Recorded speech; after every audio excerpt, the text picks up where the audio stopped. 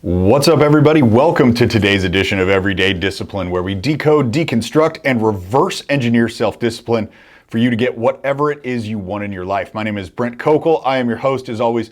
Love it when you guys are here on the show with me, but especially today because, well, if you're not an audio-only listener and you're watching on YouTube right now, which, by the way, if you are an audio listener, you can check it out on YouTube as well. Just search up my name, Brent Kokel with a K, and you will see it there. Why I'm excited is because if you're watching on video, you recognize that the studio has changed.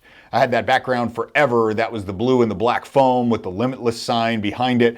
And it just felt like one-dimensional, and it felt just like kind of stale. I'd been doing that forever. Plus, I feel like I see the black and blue foam quite a bit. I have no idea if it has anything to do with the colors that people just happen to pick, or if that's just what's available and that's why it is that way. But in any event, it felt like it was around for a long time. Plus, I wear black a lot and you couldn't really see me in the black background, so I changed it. And I changed around the entire studio. I changed around the entire studio for a couple different purposes. One, obviously, because I wanted the different background. But two is I wanted a shift in the perspective.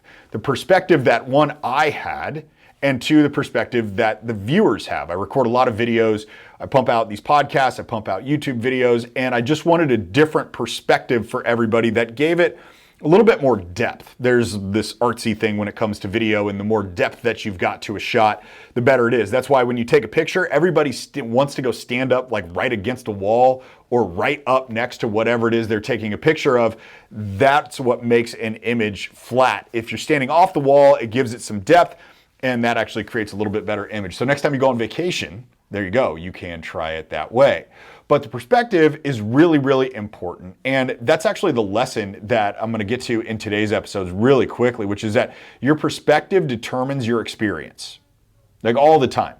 We could go through the exact same thing. You and I could go through the exact same experience with different perspectives and have an entirely different recollection of what the experience actually was.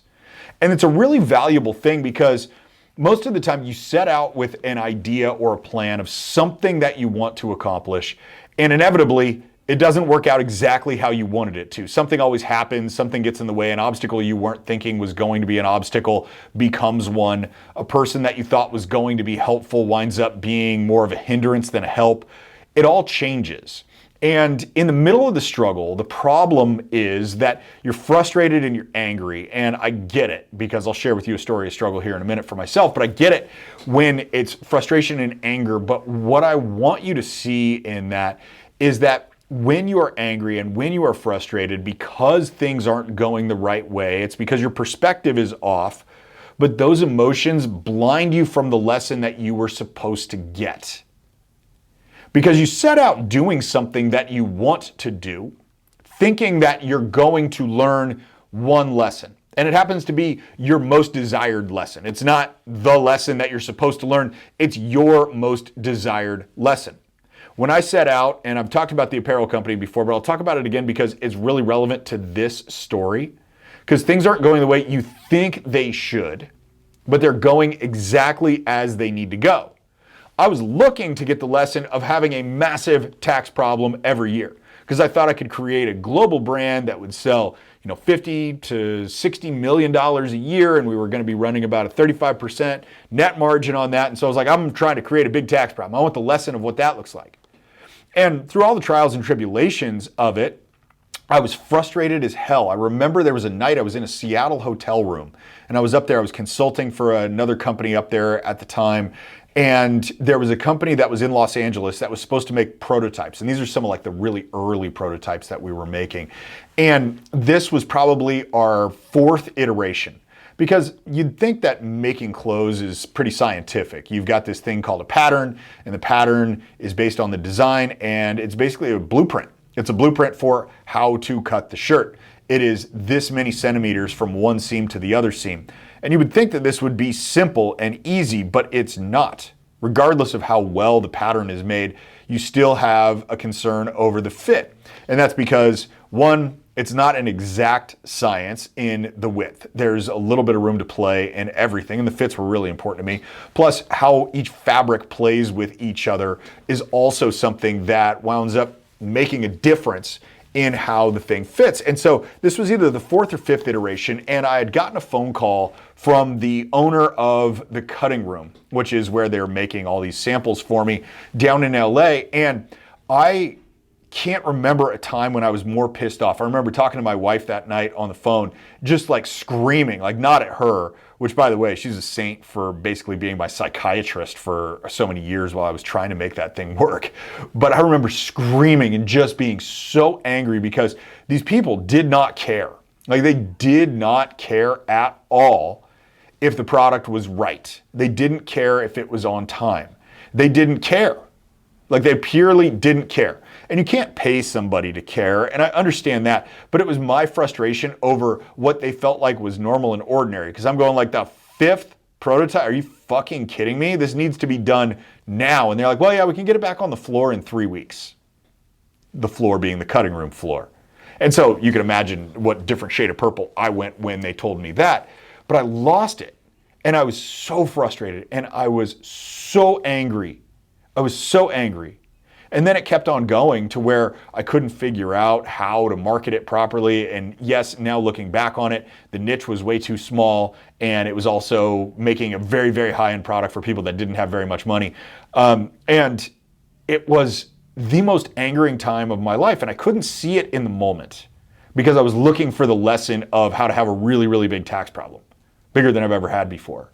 But the lesson that I got out of it, the thing that needed to happen, which is why it was going that way, and when I shifted my perspective a little bit, like we talk about in this episode, I was able to see it really clearly.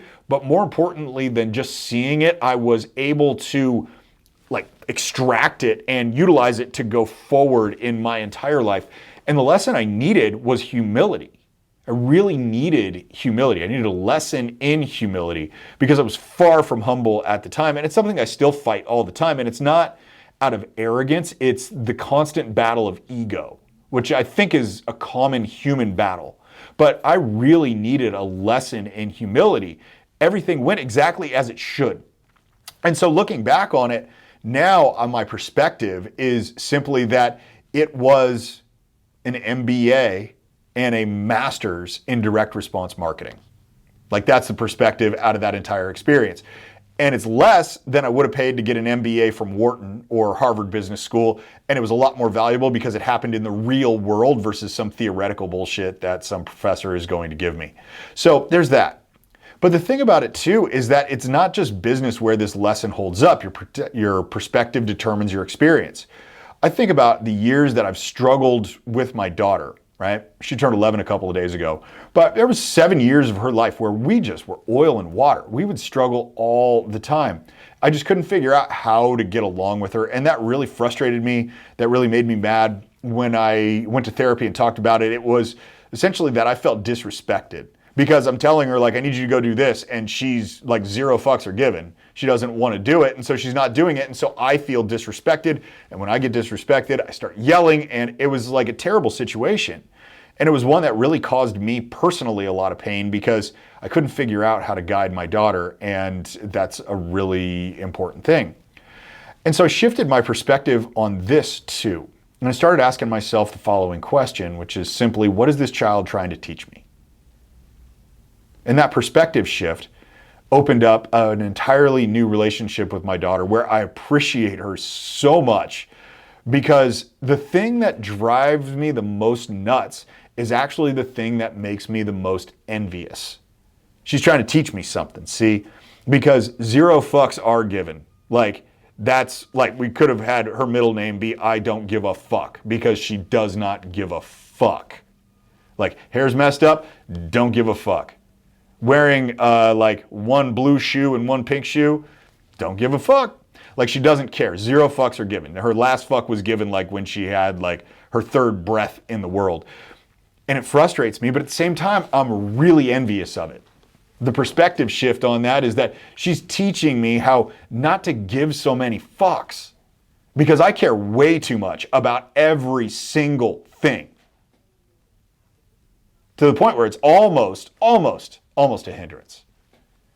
And so she's teaching me that lesson simply by shifting the perspective from this child is frustrating me, this child is making me angry to what is this child trying to teach me? And it changed. It changed the way that I think about it. And it instantly allowed me to remove the frustration. And that's the biggest thing when you change your perspective and look for the lesson to extract, is you don't have to be frustrated and be angry, because you know that all the time, everything's going exactly as it should for you to get whatever you really need out of it. And in some cases, what you might need out of it is to learn that you're just not good enough yet. You just don't have the skills yet that you need in order to accomplish what you want to accomplish. In the stories that I shared today, I did not have the skills as a business person, nor did I have the skills as a father. That's all it was that I wasn't good enough yet. But I would have never gotten good enough at either of them if I didn't allow myself to look for the lesson by shifting the perspective and asking the question, like, what is the lesson I'm really supposed to be learning here versus the one that I think that I want? So that's the thing for you today. And if you're new to the show or you're new to the video when we do it on YouTube, what I want you to do out of this is actually take some action. This isn't a podcast that I just want you to listen to and then go on about your day and go like, oh, okay, that was a good perspective, and then completely forget about it by tomorrow. You've actually got to do something. That's your fee for listening to the show or watching the show, is you've got to do something to improve your own life. So the question for you is, where do I need to shift my perspective right now to find the lesson? And that could be in business. That's a primary point of frustration for most of us, but that could be in parenting. That could be in a primary relationship you have. That could be someplace in body. I know a lot of people are struggling with body. And that could certainly be something in faith. I know that I have questions and fight back and forth on, the real truth, right? I believe, but what's the real lesson I'm always trying to get? So ask yourself that question. Where is it that I need to shift my perspective away from frustration and look for the lesson?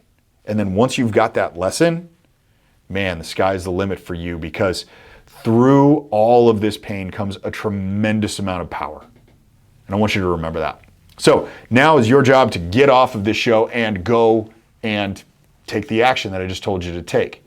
But before you do, please do me a favor, and whatever platform you're listening to this on, if you're listening to it on YouTube, then give me a like. If you're listening to it on iTunes, Spotify, Pandora, iHeartRadio, wherever you're listening to it from a podcast platform, please give me a review and a rating. It certainly helps me out with the algorithm and getting this show in front of more people. I don't do this show to make any money. I do this show because I know that there's a lot of people that struggle to reach their own potential, and discipline is the way to get that. And the more people that hear the message, the more likely we are to get some more people to reach what actually is their potential. And that's my motivation behind this thing. So please do give me a rating before you head off for today. But as always, guys, that is it for today. I'm going to do my job and come back next time. I want you to do your job, and you come back too.